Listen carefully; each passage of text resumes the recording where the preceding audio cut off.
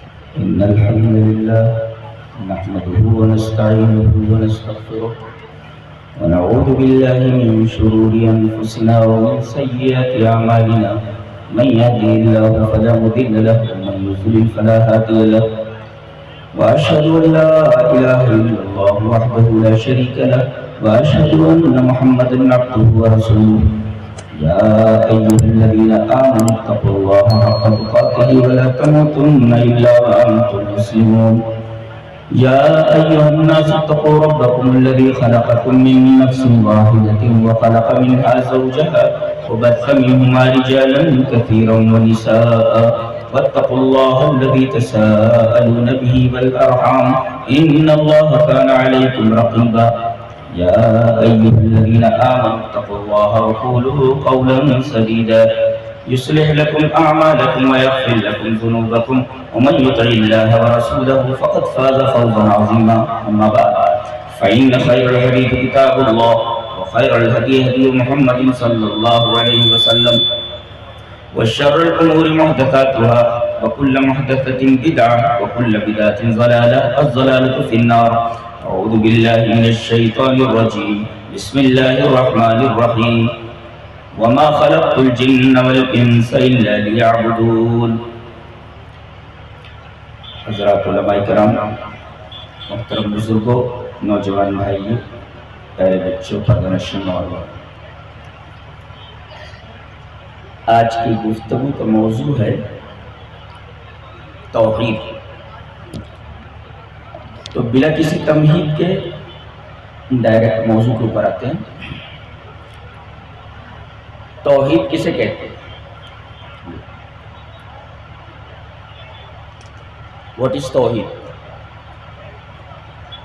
توحید کہتے ہیں عدم شرک، شرک نہ ہو، توحید ہے۔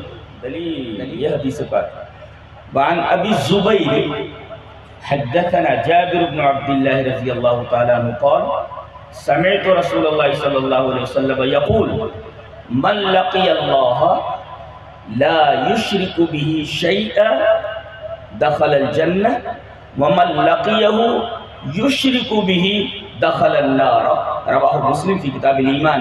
حضرت امام مسلم رحمہ اللہ اس حدیث کو ایسے ہی مسلم شریف کتاب الایمان میں لائے ہیں۔ حضرت جابر بن عبداللہ فرماتے ہیں کہ میں نے نبی کریم صلی اللہ علیہ وسلم کو یہ فرماتے سنا کہ جو اللہ سے ملاقات کرے اس حال میں کہ اس نے اللہ کے ساتھ شرک نہ کیا ہو تو وہ جنت میں داخل ہوگا۔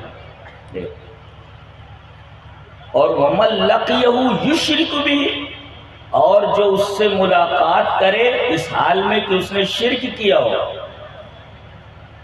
یہ جاننے میں جائے گا۔ یا دیکھیں مَن لَقِيَ اللَّهَ لَا يُشْرِكُ بِهِ شَيْئًا کے مقابلے میں لایا گیا ہے مَن لَقِيَهُ يُشْرِكُ بِهِ شَيْئًا۔ اس کا مطلب یہ ہوا کہ توحید نام ہے عدم شرک کا۔ توحید وہ ہے جو شرک نہیں ہے، ثابت ہوا۔ کون سی ہستی، کون سی ذات ایسی ہے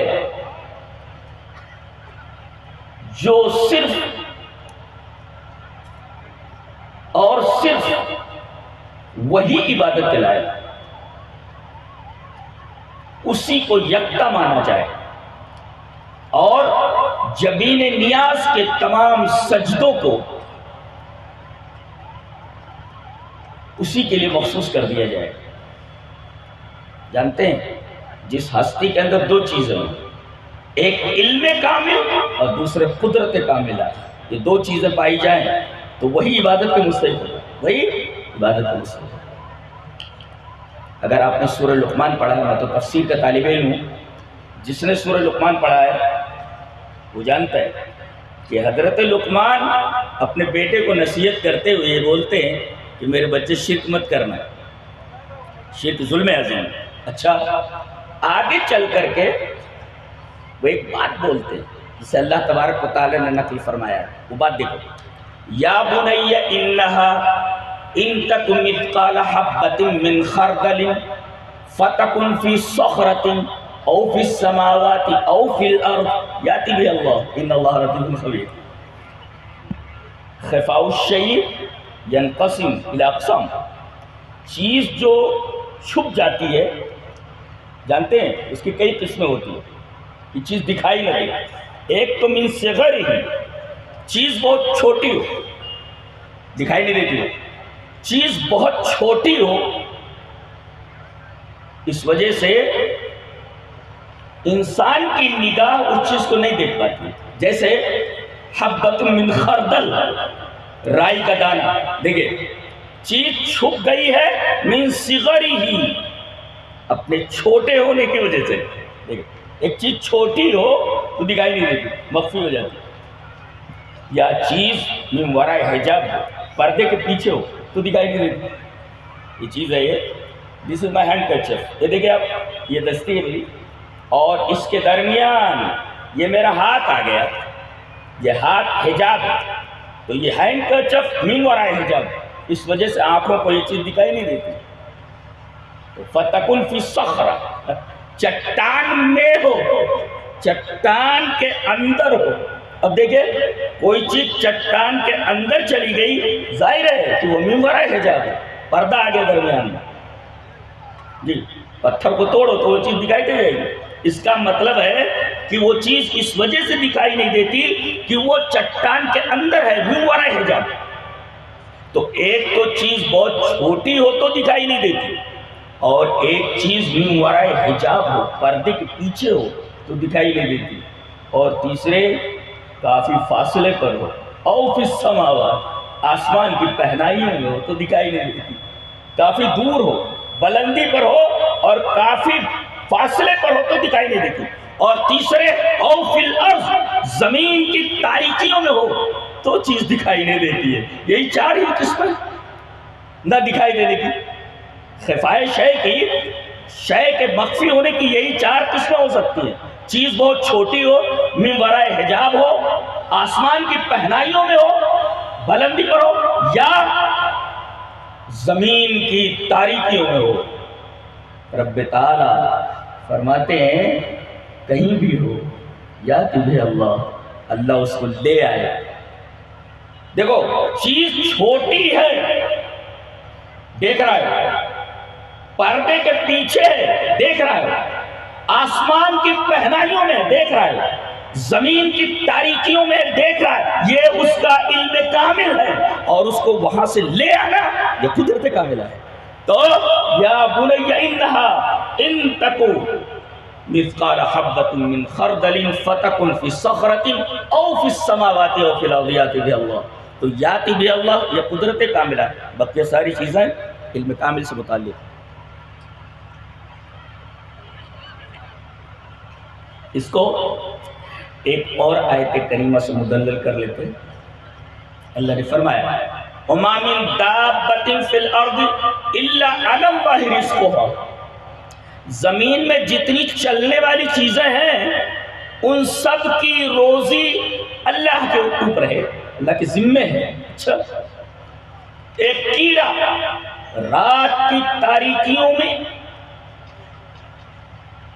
کسی کالے پتھر کی چٹان کے اوپر چل رہا ہے، اللہ اس تک غذا پہنچا دیتا، اس کا رزق پہنچا دیتا، اس لیے کہ اس تک رزق پہنچانا اس کی ذمہ ہے، علی اللہ رزق ہے، ذمہ ہے۔ اچھا مچھلیاں سمندر میں اتنی ہیں کہ آدمی تصور بھی نہیں کر سکتا کہ جائے کہ ان کا شمار کر سکے، ذہن تھک جاتا ہے، کیلکولیٹ نہیں کر سکتا۔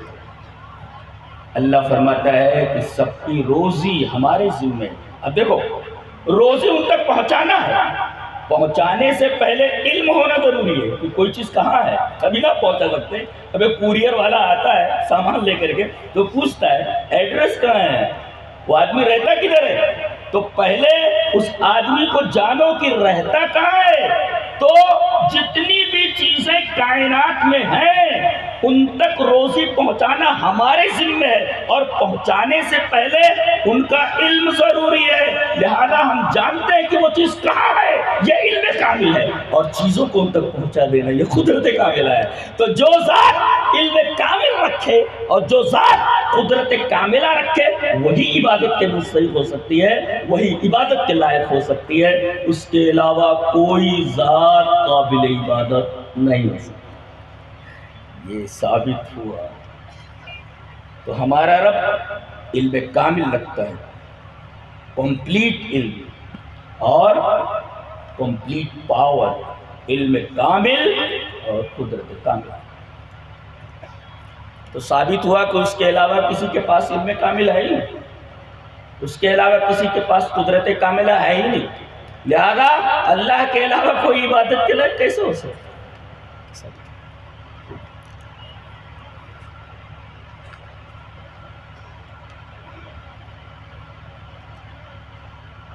توحید کی برکت پر ایک حدیث لے کر جاؤ آج سے، شاید آپ نے سنی نہ ہو، علماء تو جانتے ہی ہیں۔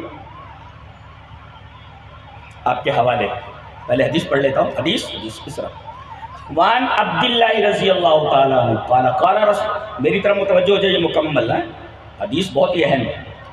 وان عبداللہ رضی اللہ تعالیٰ عنہ قال قال رسول اللہ صلی اللہ علیہ وسلم انی لعارف آخر اہل النار خروجا من النار۔ کیا کوئی پرابلم ہے؟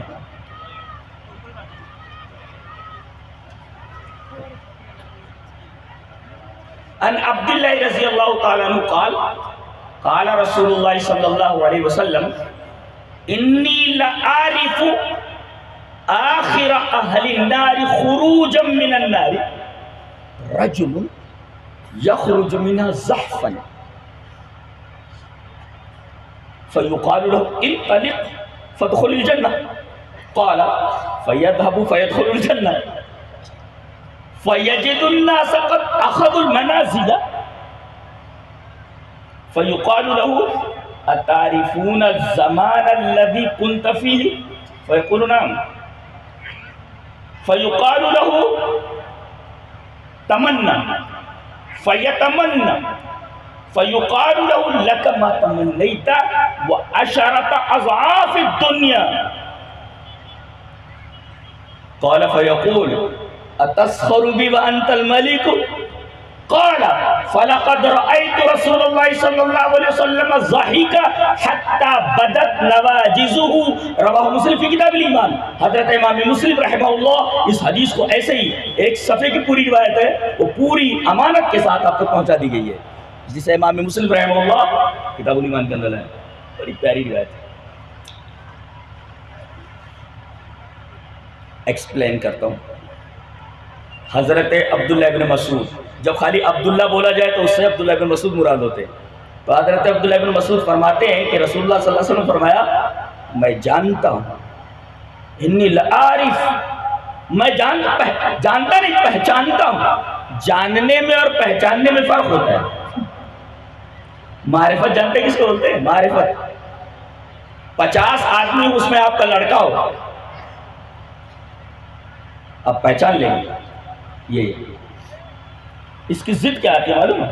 عرفہ کی ضد نکر آتی ہے، نکر فعرفہم وہم لہو منکرون۔ یوسف علیہ السلام کے بھائی آئے تو یوسف علیہ السلام نے ان کو پہچان لیا، بہت سارے لوگ تھے، تمام لوگوں میں جو غلہ لینے کے لیے آئے تھے ان سے ڈیفرینشیٹ ہو گئے یہ کہ یہ سب بھائی میرے بھائی یہ ہیں، یہ معرفت پہچان لینا۔ فعرف وہم لہو منکرون، جبکہ بھائی ان کو نہیں پہچانتے، تو معلوم یہ ہوا کہ عرفہ کی ضد نکیرہ ہوں، پہچان لینا یہ ہے۔ تمام جہنمی ہیں، ان میں ایک کو پہچانتا ہوں کہ یہ ہے، ہذا معنی المعرفہ، تمہارے فرق پہچاننا۔ میں جانتا ہوں اس آدمی کو جو سب سے آخر میں جہنم سے نکلے گا.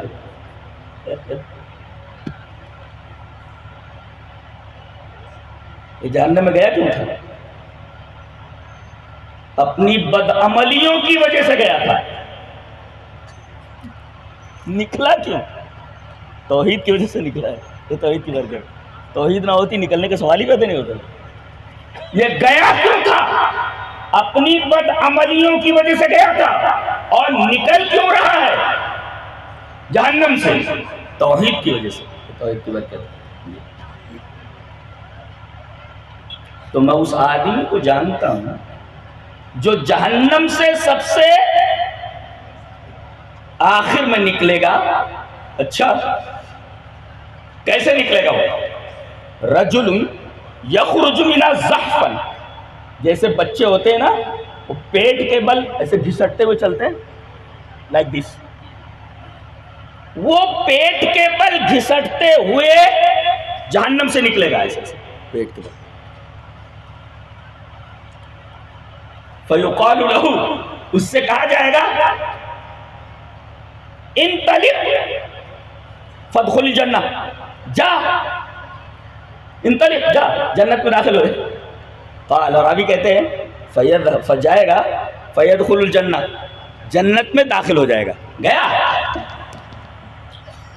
جب جنت میں پہنچا، حدیث کے الفاظ ہیں فیجد الناس، آرام سے بیٹھے، آرام سے حدیث سنیے. فیجد الناس قد اخذوا المنازل، وہ جب جنت میں پہنچے گا تو دیکھے گا جنت پوری کی پوری بھری ہوئی، جگہ ہے ہی نہیں. فیجد الناس قد اخذوا المنازل، لوگوں نے جگہ لے لی ہے، کہیں جگہ ہی نہیں دکھ رہی، کہیں جگہ ہی نہیں دکھا پڑ رہی.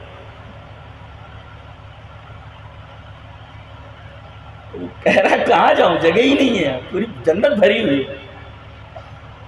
کہا جائے گا اس سے تم جتنے عرصہ جہنم میں رہے ہو، معلوم ہے نا تعریف الزمان الذی کنت فیہ، وہ ٹائم، جتنے ٹائم تم جہنم میں رہے ہو معلوم ہے، جانتے ہو. تعریف، وہاں بھی جو تعریف ہے پہچانتے ہو، وہ لمحات پہچانتے ہو، یہ لمحہ یہ پہچانتے ہو. ارے جہنم کے ہوا لگ جائے آدمی کو تو نہیں بھولے گا وہ. یہاں تو وہ برسوں کیا پتہ نہیں کب تک وہ جہنم میں جلتا رہا. کہتا جانتا ہوں. فیقال لہ، اس سے کہا جائے گا کہ تمنا کر، آرزو کر، تجھے کیا چاہیے، تجھے کیا چاہیے، آرزو کر، تمنا کر. فیتمنا، وہ تمنا کرے گا مجھے یہ چاہیے، مجھے وہ چاہیے، مجھے وہ چاہیے، مجھے وہ چاہیے. اللہ فرماتا بس تیری تمناؤں کی حد یہی ہے، تو لکما تمنیتا، تو تیرے لیے وہ تمام چیزیں ہیں جس کی تو نے آرزو کی ہے، جو تو نے ابھی مانگا ہے، جس کی تمنا کی ہے، وہ سب دے دیا گیا. اور ہماری طرف سے بونس وہ عشرۃ اضعاف دنیا، دنیا کے 10 گنا وہ بھی آپ کو دیا جاتا ہے. جی تمنائیں پوری کر دی گئی جتنا مانگا اس نے، اور پھر دنیا کے 10 گنا. اس کو مسلم شریف کی روایت ہے، کوئی جرا بھی نہیں ہے حدیث ضعیف ہو یا کچھ ہو. 10 گنا دنیا کے مزید دے دیا گیا. اللہ فرما رہا ہے یہ بھی تجھے دیا جاتا ہے، تیری تمناؤں کے مطابق تمام چیزیں دے دی گئی، اور دنیا کے 10 گنا چیزیں بھی تجھے دے دی گئی. اب دیکھو اس کا ریئیکشن، دیکھو اس کا. قال فیقول، وہ کہے گا اتسخر بی وانت الملک، آپ تو اللہ ہے، آپ تو معبود ہے، آپ بادشاہ ہیں، آپ مجھ سے مذاق کر رہے ہیں. بندے کی جرات دیکھو، آپ مجھ سے مذاق کر رہے ہیں. کہتے ہیں کہ اس جملے پر نبی کریم راوی کہتا ہے کہ جب یہ حدیث نبی کریم صلی اللہ علیہ وسلم نے بیان فرمائی تو میں نے دیکھا فَلَقَدْ رَأَيْتُ رَسُولَ اللَّهِ صلی اللہ علیہ وسلم ضَحِكَ حَتَّى بَدَتْ نَوَاجِذُهُ. اس کا یہ جملہ کہ اے اللہ تو بادشاہ ہے، تو مجھ سے مذاق کر رہا ہے کہ میری تمنائیں تو نے دے دی اور دنیا کے 10 گنا اور بھی دے دیا، تو مذاق تو نہیں کر رہا ہے، تو بادشاہ ہے، مذاق کر رہا ہے. نبی کریم صلی اللہ علیہ وسلم نے اس کا یہ قول نقل کرنے کے بعد فرمایا، راوی کہتا ہے کہ نبی کریم صلی اللہ علیہ وسلم کھلکھلا کر ہنس پڑے. ضحیکا حتی بدت نواجذہ، محاورہ ہے، ضحیکا حتی بدت نواجذہ، ہنسے یہاں تک کہ آپ کی داڑھ ظاہر ہو گئی، یعنی کھلکھلا کر آپ ہنس پڑے۔ استدلال اس حدیث سے یہ ہے کہ گیا تھا کیوں؟ بدعمالیوں کی وجہ سے گیا تھا، اور نکلا کیوں؟ توحید کی وجہ سے نکلا۔ یہ توحید کی برکت ہے، یعنی آدمی کے پاس اگر توحید ہے تو ایک نہ ایک دن وہ جہنم سے ضرور نکلے گا۔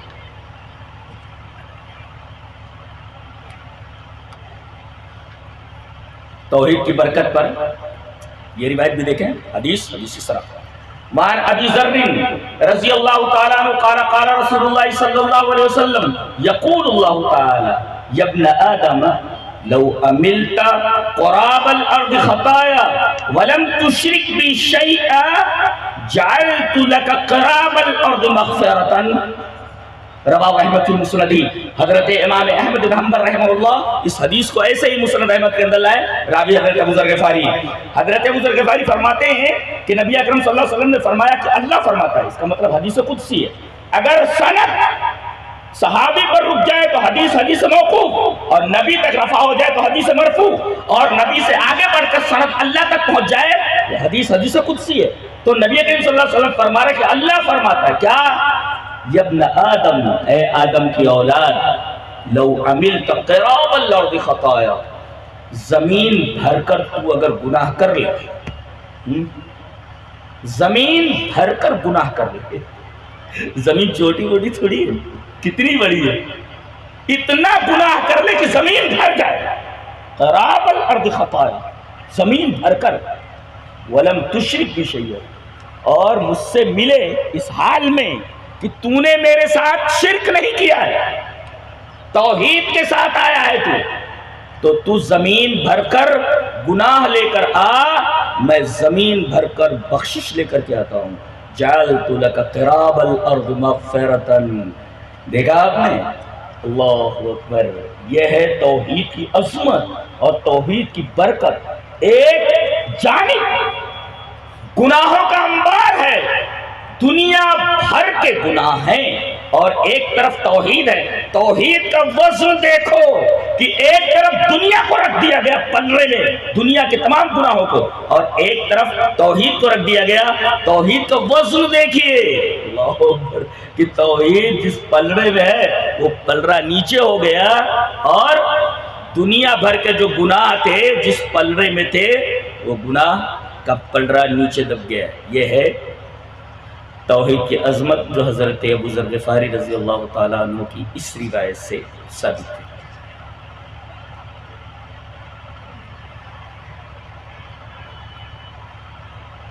انسان کو جو پیدا کیا گیا ہے جانتے ہیں کس لیے؟ توحید ہی کے لیے پیدا کیا ہے جی۔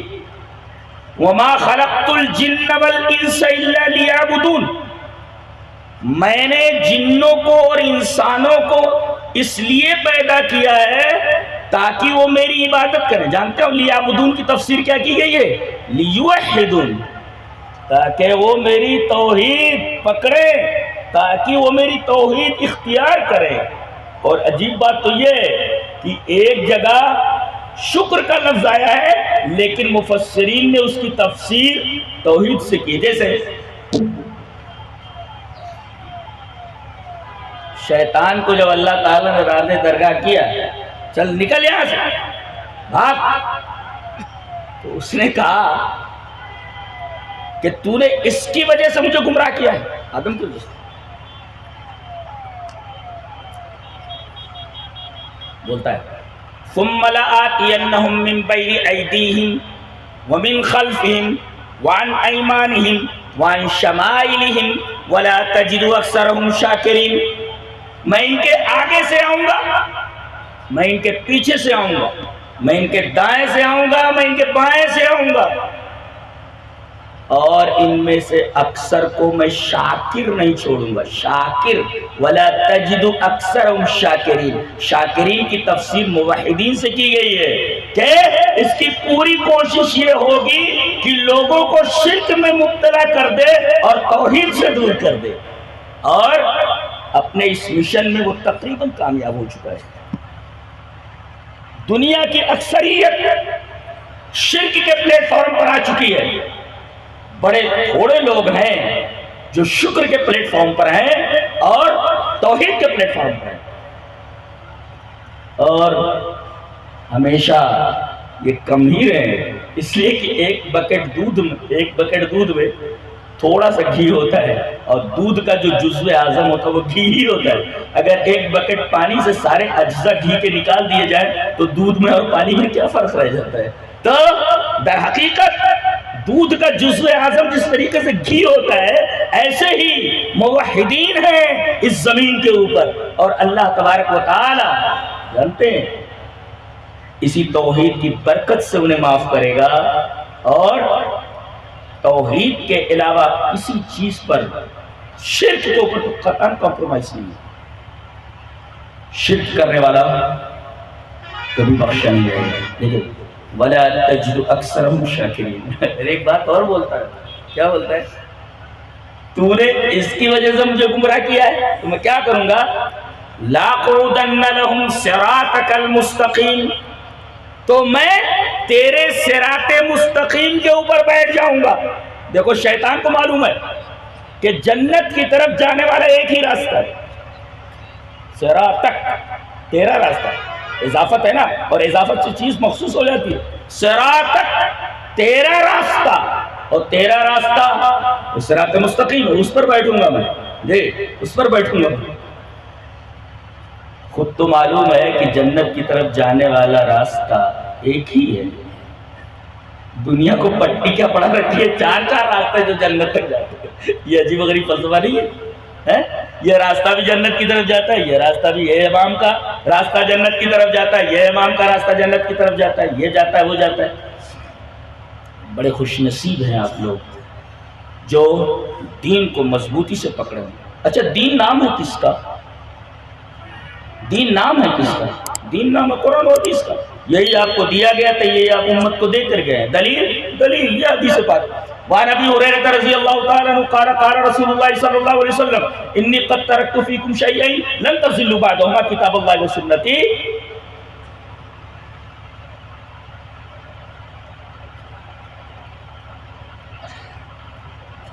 حضرت ابو ہریرہ فرماتے ہیں کہ نبی کریم صلی اللہ علیہ وسلم نے فرمایا کہ میں نے تمہارے درمیان دو چیزیں چھوڑ دی ہیں، ان کو مضبوطی سے پکڑے رہو گے ابھی گمراہ نہیں ہوگے. اللہ کی کتاب اور میری سنت. اور یہ دونوں ایک دوسرے وَلَن يَتَفَرَّقَا، آخری ٹکڑا حدیث کا، وَلَن يَتَفَرَّقَا حَتَّى يَرِدَ عَلَيَّ الْحَوْضُ. رواه الحاکم فی المستدرک فی کتاب العلم. حضرت امام حاکم رحمہ اللہ اس حدیث کو ایسے ہی مستدرک کتاب العلم کے اندر لائے. یہ دونوں ایک دوسرے سے جدا نہیں ہو سکتے. جی قرآن اور حدیث، انہی کا نام دین ہے. دین. اور ایک عجیب بات بتاؤں، امام ابن قیم رحمہ اللہ نے بہت اچھی خوشخبری دی ہے ہم لوگوں کو. چلیے مختصر الصواعق المرسلہ کے اندر ان کی جو عبارت ہے وہ ہم پیش کر دیتے ہیں. کہتے ہیں کل احد یعلم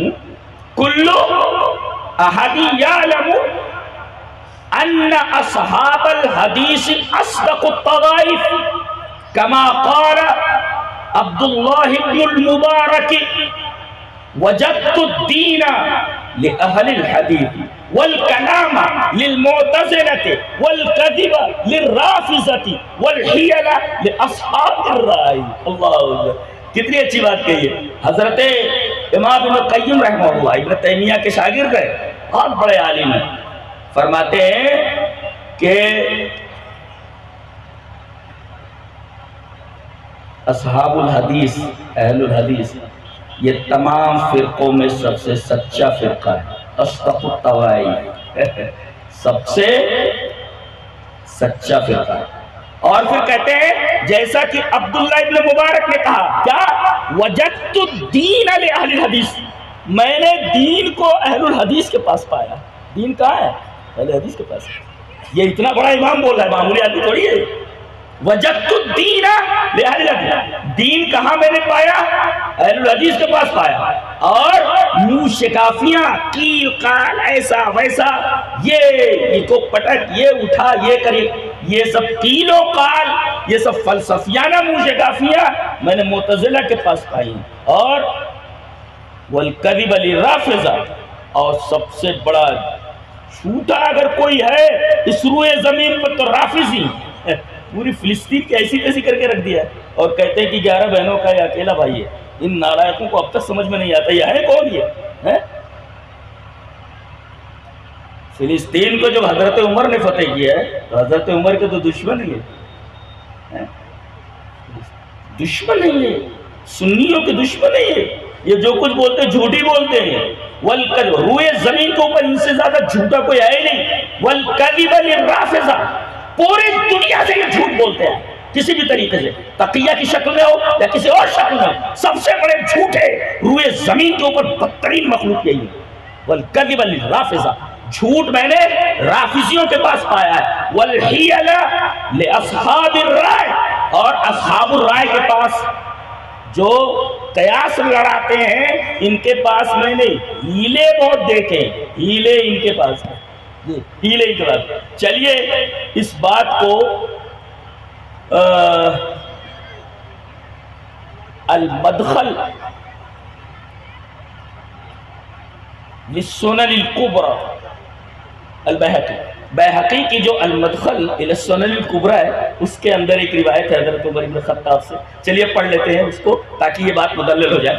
وعن عمر بن الخطاب رضی اللہ تعالیٰ عنہ قال ایاکم واصحاب الرائے فإنهم آداء السنن آیتهم احادیث ان یحفظوها فقالوا بالرائے فضلوا واضلوا. یہ مدخل للسنن الکبری بیہقی کے اندر یہ ہے. حضرت عمر رضی اللہ تعالیٰ فرماتے ہیں کہ دیکھو قیاس لڑانے والے لوگوں سے بچو. جو فرقہ قیاس لڑاتا ہے ایسے فرقے سے بچو، اور ایسے مولوی سے بچو جو صرف قیاس لڑاتا ہو. اس لیے کہ یہ قیاس والے یہ سنن کے دشمن ہیں. اس کا مطلب رائے اپوزٹ سنت کے، یہ سنت کے دشمن ہے اور احادیث نے ان کو تھکا دیا ہے. یہ حدیث یاد نہیں کرتے، یہ قیاس لگاتے ہیں. آیتہم الاحادیث ان یحفظوها، حدیث حفظ نہیں کر سکتے، حدیث یاد نہیں کر پاتے.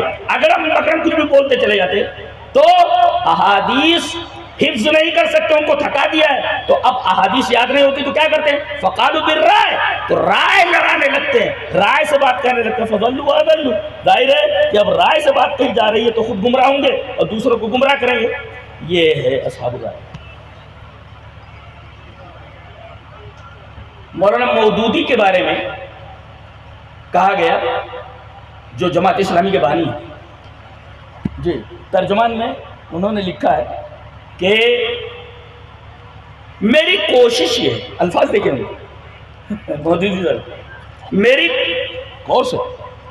میری ضرور یہ کوشش ہے کہ میں جب قرآن کو پڑھوں تو جو مفہوم میرے سمجھ میں آئے، میری سمجھ میں آئے اور میرے قلب کے اوپر اثر ڈالے، میں جو کا توں وہ مفہوم لکھ دوں.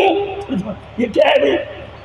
آپ کے ذہن میں قرآن حکیم کی آیت کی جو تفسیر آ رہی ہے وہ آپ لکھ رہے ہیں، آپ کے دل پر جو اثر کر رہی ہے وہ آپ لکھ رہے ہیں. یہ کون سی تفسیر ہے؟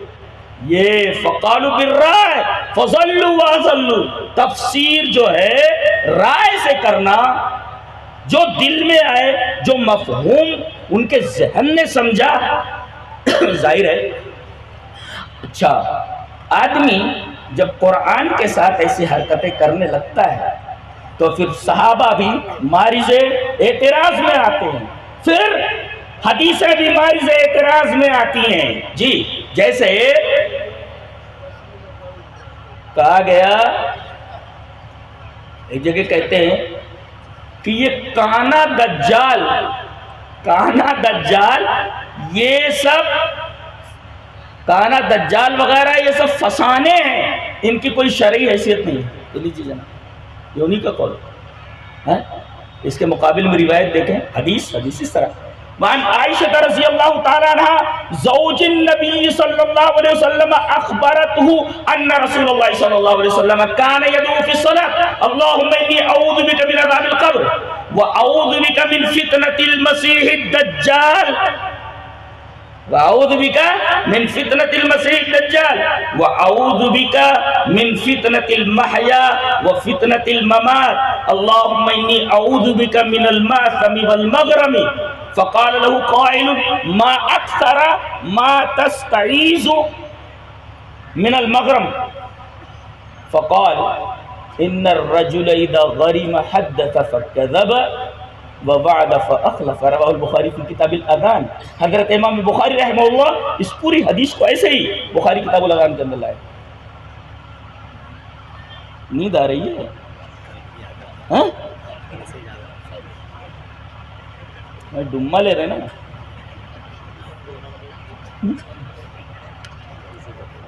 حضرت عائشہ فرماتی ہیں, کہا گیا کون عائشہ؟ حضرت عائشہ رضی اللہ تعالی عنہا نبی کریم صلی اللہ علیہ وسلم کی بیوی محترم, زوج نبی صلی اللہ علیہ وسلم. آئے ہے یہاں زوج کا لفظ نبی کی طرف یہ اضافت تشریفی ہے, نہیں تو کہہ دیا جاتا. حضرت عائشہ فرماتی ہے زوج نبی کہنے کی کیا ضرورت ہے؟ اشارہ اس بات کی طرف ہے, جانتے ہو یہ کون ہے؟ نبی کی بیوی ہے. ان کے بارے میں کوئی غلط بات منہ سے نکالنا نہیں.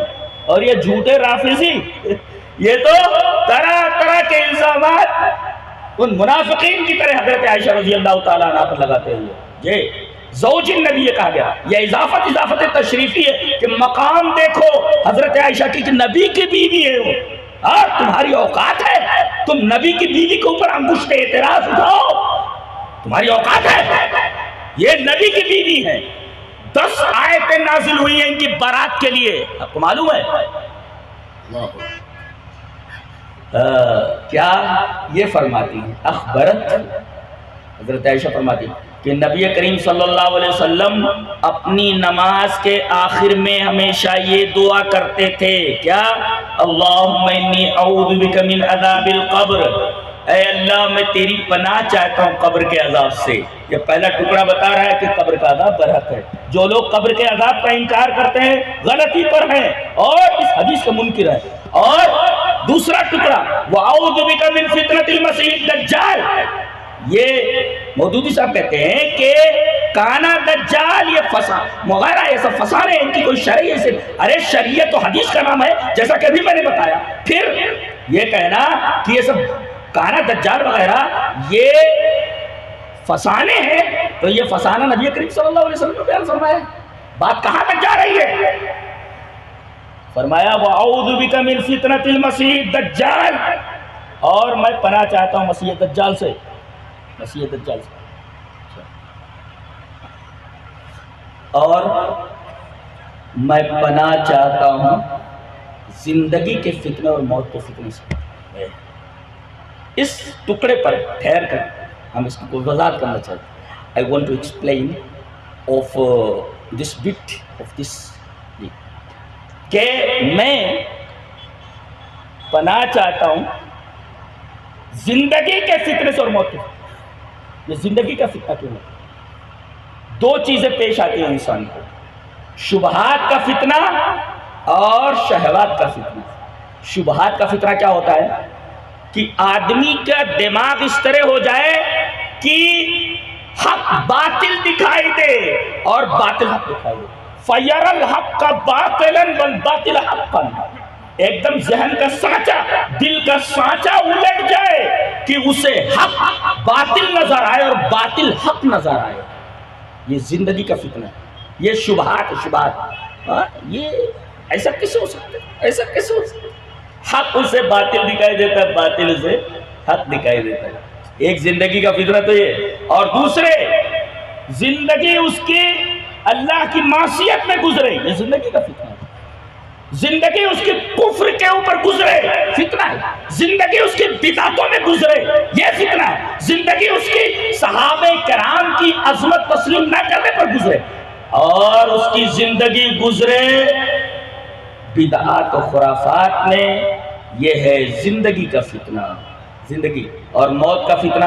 موت کا فتنہ 2 ہے. ایک مرتے وقت علماء نے لکھا ہے کہ چونکہ یہ نازک موقع ہوتا ہے, آدمی کو اس دنیا سے جانا رہتا ہے, لہذا شیطان آ دھمکتا ہے. اور دعوت دیتا ہے کفر کی طرف، آجا کفر کی طرف، آجا نصرانیت کی طرف، آجا یہودیت کی طرف، آجا وثنیت کی طرف، آجا غلط عقائد کی طرف۔ بڑا نازک مرحلہ ہوتا ہے، اس نازک مرحلے میں وہ بہکانے میں کامیاب ہو جاتا ہے بڑی حد تک، اگر آدمی کا ایمان درست نہیں ہے تو۔ اگر آدمی بہکاوے میں آ گیا تو فتنۃ الممات ہے۔ اور فتنۃ الممات، مرنے کا فتنہ ایک اور ہے کہ جب پوچھا جائے قبر میں اس سے مر ربک، جواب میں ما دینک، من ھذا الذی بعث فیکم، یہ کون ہے جو تمہارے درمیان بھیجا گیا، یعنی نبی، یہ ہے موت کا فتنہ۔ اور اس کے بعد نبی کریم صلی اللہ علیہ وسلم نے ارشاد فرمایا کہ میں پناہ چاہتا ہوں قرض سے۔ یہاں آدمی کسی کے ہاتھ میں پیسہ دے تو بھول جائے، قرض جلدی ادا نہیں کرتا آدمی۔ نبی کریم صلی اللہ علیہ وسلم کوئی آدمی مر جاتا تو پوچھتے تھے کہ یہ مفروض تو نہیں ہے، اگر پتہ چلتا کہ یہ قرض دار ہے اس کی نماز جنازہ نہیں کرتے، آپ فرماتے جاؤ تم لوگ پڑھ لو، میں نہیں پڑھتا جی۔ تو میں پناہ چاہتا ہوں قرض سے اور گناہ سے۔ ایک کہنے والے نے کہا فقال له قائل ما اکثر ما تستعیذ من المغرم، آپ قرض سے بہت زیادہ پناہ چاہتے ہیں اللہ کی، کیا بات ہے، یہ وجہ کیا ہے؟ نبی کریم صلی اللہ علیہ وسلم فرمایا ان الرجل اذا غریم، آدمی جب قرض دار ہوتا ہے فحدث فکذب، جب بولتا ہے تو جھوٹ بولتا ہے، وہ وعدہ فاخلف، وعدہ کرتا ہے تو اس کے خلاف ورزی کرتا ہے۔ یہ قرض بہت خطر، ارے دے دوں گا، کل آنا کل دے دوں گا، چپل گھسوا دیتا ہے نہیں دیتا تو وہ وعدہ فاخلف۔ اس وجہ سے آپ صلی اللہ علیہ وسلم قرض سے اللہ کی بہت زیادہ پناہ چاہتے تھے۔ تو ایک چیز تو یہ، اچھا ایک جگہ حضرت لکھتے ہیں مدیر صاحب کہ رسول خدا کے سوا کوئی معیار حق نہیں، اور رسول خدا کے علاوہ کوئی تنقید سے بالا تر نہیں۔ راستہ کھل گیا، صحابہ کرام کے اوپر تنقید کرو جی، صحابہ کرام معیار حق نہیں ہے، قرآن بولتا ہے فَإِنْ آمَنُوا بِمِثْلِ مَا آمَنْتُمْ بِهِ فَقَدِ اهْتَدَوْا، اگر اس طرح یہ ایمان لائے جس طرح میرے رسول کے صحابہ ایمان لائے تو یہ ہدایت کیا، گویا رسول اللہ صلی اللہ علیہ وسلم کے صحابہ یہ معیار حق ہیں، اور یہ حضرت کہتے ہیں کہ معیار حق نہیں ہے اور ان کے اوپر تنقید نہیں کر سکتے۔ نبی نے منع فرمایا کہ میرے صحابہ کو برا بلا مت، تو یہ کہتے ہیں تنقید سے بالا تر نہیں ہے، چلو تنقید کرو۔ تنقید کیوں انہوں نے تنقید، عثمان ایسے ہیں تو انہوں نے ایسے کیا، انہوں نے ایسے کیا وغیرہ وغیرہ۔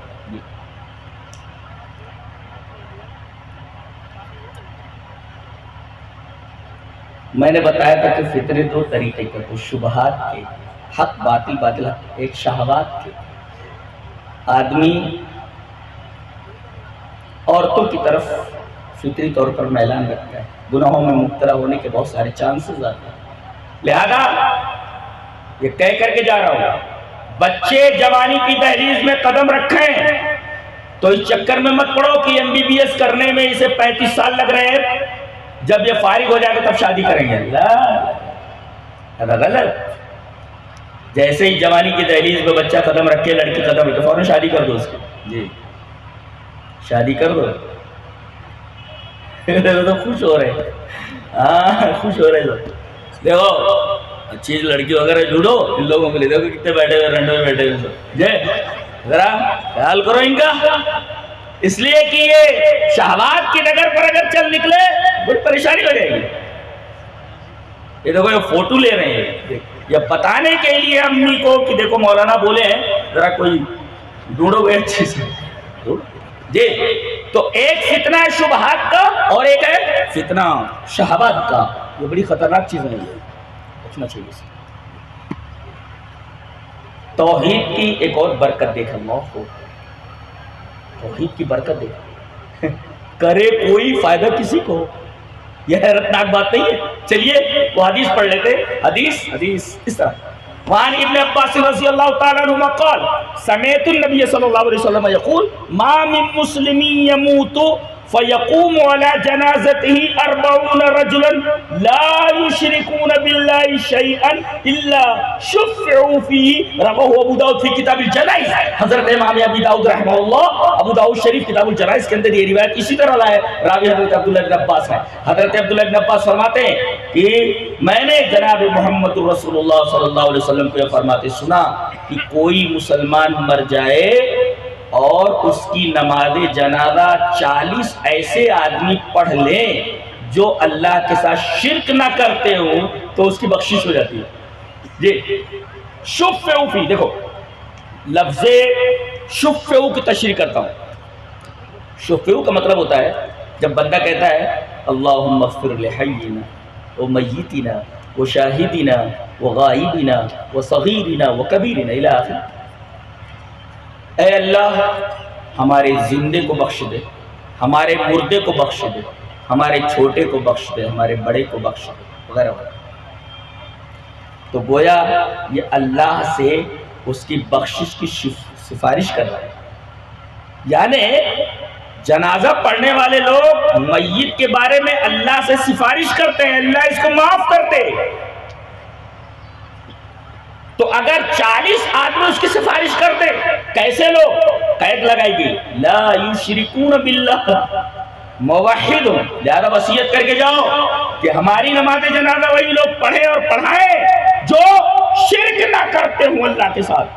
40 آدمی اگر کسی مسلمان کی گنہگار کی نماز جنازہ پڑھ دے شرط یہ ہے کہ وہ بھی موحد رہا ہو. یہ اس لیے کہ شرک پر تو کوئی کمپرومائز ہے ہی نہیں. تو 40 آدمی اگر نماز جنازہ پڑھتے ہیں اللہ شکر ہوتی تو ان کی جو سفارش ہے کہ اللہ اس کو بخش دے ان کی سفارش قبول ہو جاتی ہے. توحید کی برکت دیکھیں، توحید کی برکت دیکھیں.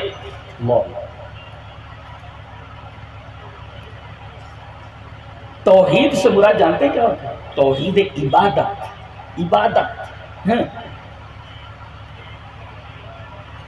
توحید عبادت. توحید means oneness of Allah. اللہ کی یکتائی، عبادت میں یکتا ماننا. جی مودی صاحب نے یہاں بھی گڑبڑی کر دی. کیا عبادت کا مطلب لیا ہے انہوں نے کہ عبادت جو ہے یہ مقصود نہیں ہے. عبادت کا مقصود ہے اقامت الدولت الاسلامیہ. جی اسلامی حکومت قائم کرنا، یہ مقصد ہے. اچھا چلیے اس بات کا رد کرتے ایک حدیث سے. ابھی رک جائیے سیدھے اس کو جو ہم نے پڑھا ہے وہ حدیث دیکھتے ہیں. حدیث اس طرح وعن ابی سعید الخدری رضی اللہ تعالی عنہ ان رجلا اتى النبي صلی اللہ علیہ وسلم فقال ای الناس افضل، ای الناس افضل قال. ایک آدمی آتا ہے نبی کریم صلی اللہ علیہ وسلم کے پاس، اتى النبي صلی اللہ علیہ وسلم اور پوچھتا ہے ای الناس افضل، سب سے افضل آدمی کون؟ آپ فرماتے ہیں یہ فلاں چیز. قال ثم من، پھر اس کے بعد کون؟ پھر اس کے بعد کون؟ نبی کریم صلی اللہ علیہ وسلم فرمایا ثم فی شعب من الشعاب یعبد اللہ عز وجل ویدع الناس من شرہ. رواہ ابن ماجہ فی کتاب الفتن. حضرت امام ابن ماجہ رحمہ اللہ اس حدیث کو ایسے کتاب الفتن کے اندر لائے کہ ایک آدمی آتا ہے اور نبی کریم صلی اللہ علیہ وسلم سے پوچھتا ہے کہ لوگوں میں افضل کون؟ آپ نے بتایا افضل ہی. پھر کہتا پھر کہا کہ وہ آدمی، یہ دیکھیے یہ آخر کبرا، وہ آدمی جو کسی گھاٹی میں چلا جائے، پہاڑ کے گھاٹی میں چلا جائے، تنے تنا گھاٹی میں چلا جائے، شیب من الشعب گھاٹی میں چلا جائے، پہاڑ کے دامن میں کہیں چلا جائے، وَيَعْبُدُ اللَّهَ عَزَّ وَجَلَّ، اور گھاٹی میں اکیلے اللہ کی عبادت کرے، وَيَدْعُ النَّاسَ مِن شَرِّهِ، اور لوگوں کو شر کی وجہ سے چھوڑ دے. یہ جو آدمی اکیلے گھاٹی ہے یہ کون سی حکومت قائم کر رہا ہے؟ اللہ، اس کا مطلب عبادت کہے مفہوم نہیں جو حضرت بتا رہے ہیں، یہ اس حدیث کے خلاف ہے. اس لیے کہ تنہ تنہ حکومت تھوڑی قائم ہوتی ہے. یعبد اللہ عز وجل، گھاٹی میں چلا جائے اور وہاں اللہ کی عبادت کرے.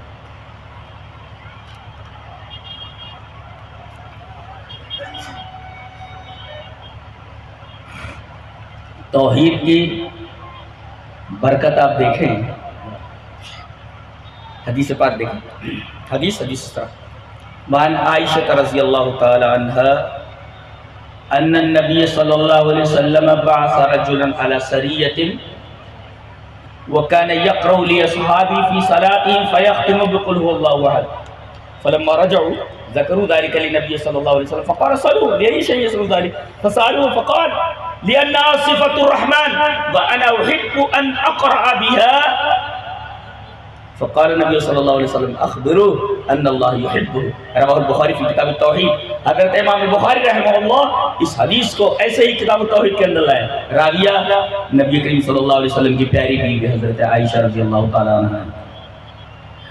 حضرت عائشہ رضی اللہ تعالیٰ عنہ فرماتی ہیں کہ ایک دفعہ نبی کریم صلی اللہ علیہ وسلم نے ایک سریہ بھیجا۔ سریہ کس کو کہتے ہیں؟ ما فوق المئہ، اتنے فوجی ہوں جو 100 کے اوپر ہوں، اور ما دون المئہ والباس باس رجلا علی سریۃ، ایک سریہ بھیجا۔ سریے میں کتنے افراد ہوتے ہیں؟ 100 کے اوپر، اور 100 کے نیچے ہوں تو اس لشکر کو کیا بولتے ہیں؟ باس۔ تو حضرت عائشہ فرماتی ہے کہ رسول اللہ صلی اللہ علیہ وسلم نے ایک سریہ بھیجا، یعنی 100 سے زائد لوگ تھے۔ اب یہ کیا کرتے تھے حضرت؟ نماز کون پڑھاتا تھا؟ وہ جو کمانڈر ان چیف تھے وہ۔ لہذا بہتر یہ ہے کہ مسجد کا متولی جو ہو نماز وہی پڑھائے جی۔ تو سورہ فاتحہ پڑھنا نہیں آتا تو مسجد کا متولی ہے بیچارہ، سورہ فاتحہ پڑھنا نہیں آتا جی، تو نماز ہی پڑھاتے تھے۔ اچھا جب نماز پڑھاتے تو ہر رکعت میں سورہ فاتحہ کے بعد کوئی بھی سورہ پڑھتے قل هو اللہ گھسا دیتے تھے، قل هو اللہ ضرور پڑھتے، جیسے الحمد شریف پڑھ لیے، الحمد شریف پڑھنے کے بعد کوئی سورہ پڑھے پھر قل هو اللہ احد اللہ الصمد۔ پیچھے جتنے فوجی تھے انہوں نے تو اس وقت کچھ نہیں کہا، واپس لوٹے تو جا کر نبی کریم صلی اللہ علیہ وسلم کے پاس پوچھا۔ دو باتیں معلوم ہیں، ایک تو یہ کہ کوئی بھی مسئلہ تمہارے سامنے آئے تو پہلے آستین مت چڑھاؤ۔ کوئی آ کر بولے ارے تمہارے بارے میں یہ کہا، دیکھ لیتا ہوں میں اس کو خود۔ ارے بھائی دیکھنے سے پہلے تفتیش حال تو کر لے، اس نے کیا کہا ہے۔ دیکھو ان لوگوں نے ایک بات دیکھی کہ وہ ہر رکعت میں قل هو اللہ پڑھتے ہیں، وہاں اختلاف نہیں کیا انہوں نے جی۔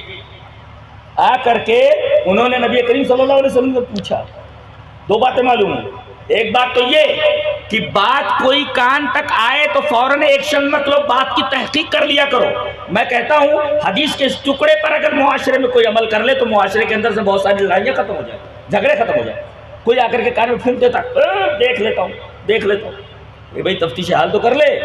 انہوں نے آ کر کے نبی کریم صلی اللہ علیہ وسلم سے کہا کہ اللہ کے رسول یہ ہر رکعت میں قل اللہ پڑھتے ہیں۔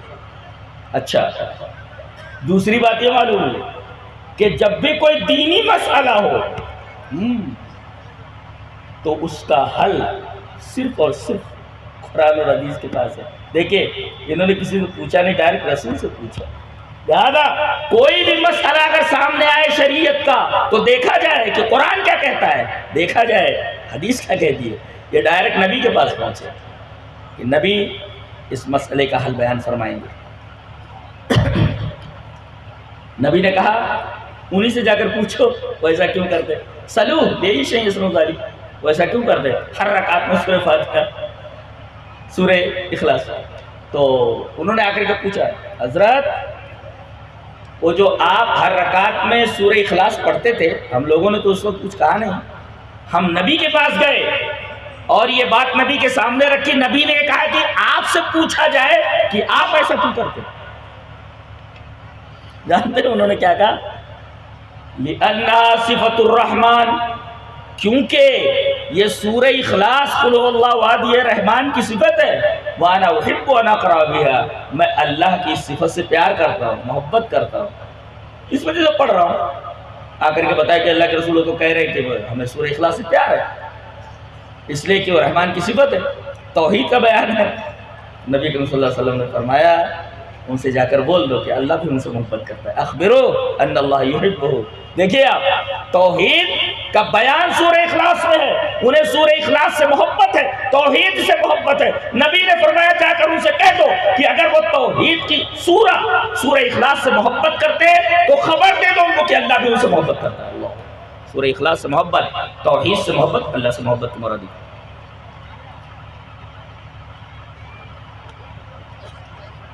ہم لوگ بولتے رہتے ڈاکٹر صاحب بس اللہ اوپر ہے نیچے آپ، ایسا بولتے رہتے. جو اللہ چاہے اور آپ چاہے، جو آپ چاہو اور اللہ چاہے. اتنی خطرناک بات ہے.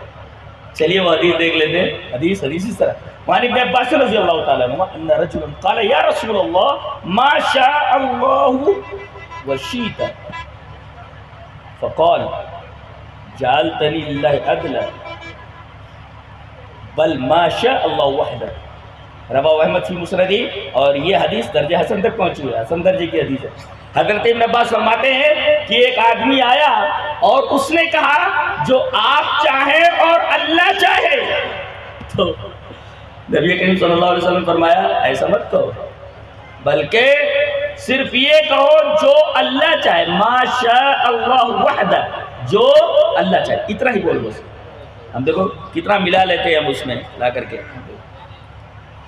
تو توحید بہت غیور ہے، اس کے اندر ذرہ برابر شرکت اللہ کو گوارا نہیں. جی ایک صاحب جو ہے نبی کریم صلی اللہ علیہ وسلم کے پاس آئے. چلیے حدیث دیکھ لیتے. وعن عدی بن حاتم رضی اللہ تعالیٰ عنہ ان رجلا خطب عند رسول اللہ صلی اللہ علیہ وسلم فقال من یطع اللہ ورسولہ فقد رشد ومن یعصیہما فقد غوا. فقال رسول اللہ صلی اللہ علیہ وسلم بیس الخطیب انت بیس الخطیب انت قل ومن یعص اللہ ورسول قال ابن نمیر فقد غوی. رواہ مسلم فی کتاب الجمعہ. حضرت امام مسلم رحمہ اللہ اس حدیث کو ایسے کتاب الجمعہ کے اندر لائے. حضرت عدی بن حاتم کہتے ہیں کہ ایک آدمی نے نبی کریم صلی اللہ علیہ وسلم کے پاس خطبہ دیا اور کہنے لگا کہ جس نے اللہ اور اس کے رسول کی اطاعت کی وہ ہدایت یاب ہوا، سیدھے راستے پر ہے. اور جس نے ان دونوں کی نافرمانی کی، دونوں کی واو نہیں لائے بھی. تو نبی کریم صلی اللہ علیہ وسلم بیس الخطیب انت، تم کتنے برے خطیب ہو.